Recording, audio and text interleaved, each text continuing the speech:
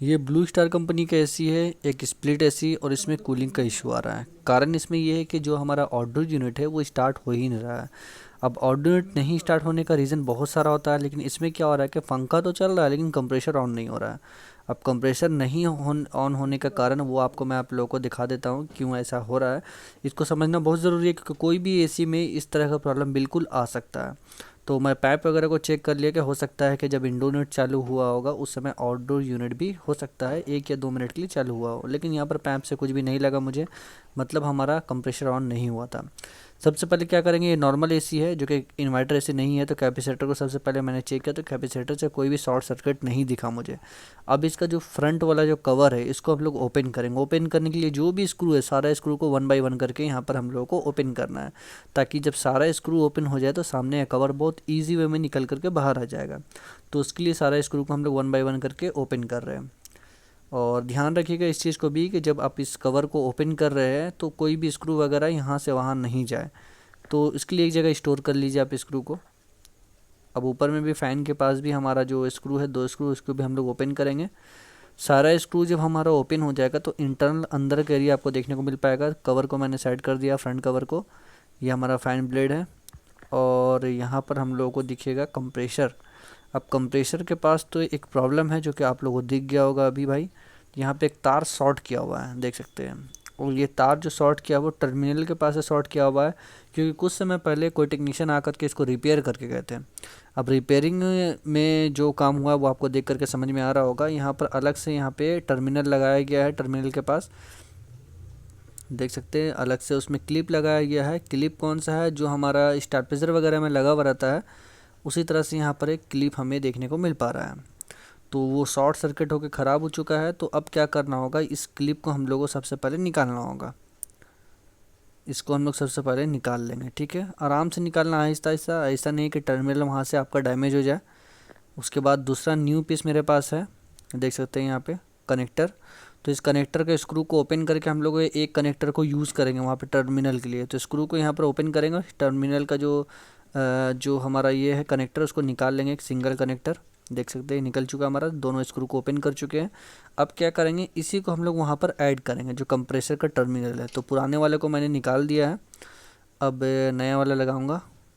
तो पुराने वाला को यहाँ पर निकाल दिया, बस वहाँ पे रखा हुआ था मैं, और मैं आप लोगों को दिखा देता हूँ किस तरह से आपको देखने को मिल पाएगा। ये बहुत इजी वे में निकल गया है, देख सकते हैं यहाँ पर हम लोगों को दिख पा रहा है ये।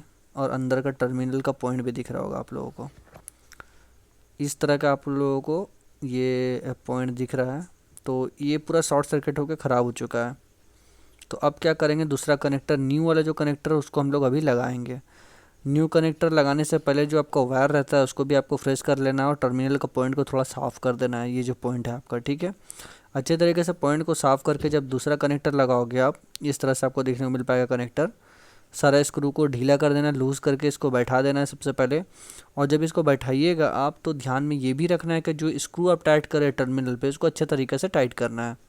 लूज़ नहीं होना चाहिए कहीं पर से भी। अगर लूज़ रहेगा तो फिर से आपका शॉर्ट सर्किट का प्रॉब्लम आएगा, जो कि पिछले टेक्नीशियन भी यही काम करके गया है। तो आपको इस तरह से नहीं करना है। अगर आप कस्टमर है तो इस तरह का माइंड में रखना है, टेक्नीशियन है तो इसी तरह से आपको काम करना है, टाइट करना है, वहाँ पे लूज़ नहीं छोड़ना है। तो वायर भी हमारा यहाँ पर है, देख सकते हैं कटिंग करके मैंने इसको छिल दिया है। अब इसको लगाएंगे हम लोग। सबसे पहले टर्मिनल का पॉइंट को मैंने टाइट किया है। नीचे वाला जो स्क्रू था सबसे पहला स्क्रू, जो कि टर्मिनल से वो कनेक्ट हो चुका है। दूसरा जो स्क्रू है वो लूज़ है अभी, क्योंकि हम लोगों को वायर को भी कनेक्शन वहाँ पे करना है। तो दूसरा जो यहाँ पर स्क्रू को मैंने लूज़ किया है वहाँ पर हम लोग इस तार को ऐड करेंगे। देख सकते हैं थोड़ा समय इसमें लगेगा, लेकिन हाँ काम प्रॉपर आपका होना चाहिए ताकि काम एक बार में हो और अच्छा काम हो। ये बहुत अच्छे तरीके से वायर हमारा कनेक्ट हो चुका है। अब क्या करेंगे, स्क्रू ड्राइवर की मदद से इसको हम लोग टाइट करेंगे। छोटा स्क्रू ड्राइवर आपके पास रहेगा तो बहुत ईजी वे में काम होता है इस जगह पे। बाकी आप कैबिनेट वगैरह को पूरा ओपन करके बड़ा स्क्रू ड्राइवर का भी यूज़ कर सकते हैं, लेकिन मुझे लगा कि छोटा स्क्रू ड्राइवर से जब काम हो ही जाएगा तो बड़ा स्क्रू ड्राइवर का क्यों यूज़ करना। देख सकते हैं इसको हम बहुत ईजी वे में टाइट कर रहे हैं।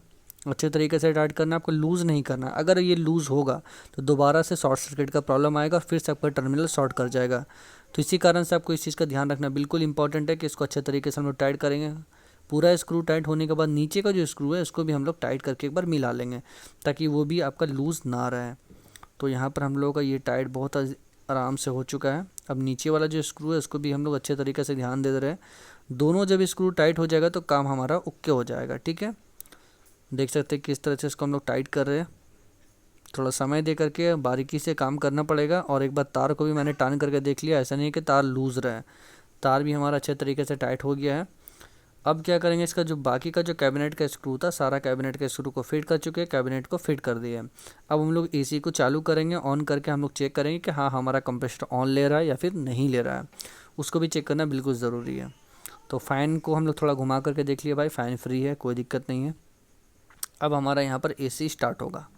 देख सकते हैं हमारा एसी हमारा बिल्कुल 3 मिनट के बाद कंप्रेसर का सप्लाई हो चुका है, स्टार्ट हो चुका है। अब हमारा जो दूसरा काम रहता है जो ज़रूरी, कंप्रेसर ऑन होने के बाद उस पाइप को चेक करना है, हो सकता है गैस वगैरह का इशू हो। तो पाइप जब भी आप टच करें तो थोड़ा ध्यान रखिएगा, बरसात के समय में तो अर्थिंग वगैरह भी आता है, तो उस तरह से आपको सेफ्टी रख करके ही काम करना है।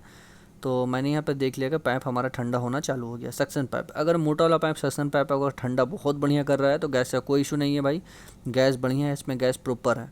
अगर मोटा वाला पाइप ठंडा नहीं करेगा तो गैस का प्रॉब्लम हो सकता है। बाकी यहाँ पर पाइप में भी थोड़ा थोड़ा आइस जमना शुरू हो गया पतला वाला पाइप में, और वो धीरे धीरे करके गल जाएगा। हीट सिंक आना शुरू हो चुका है। बाकी इस तरह से आप नोटिस कीजिए, कभी भी प्रॉब्लम होता है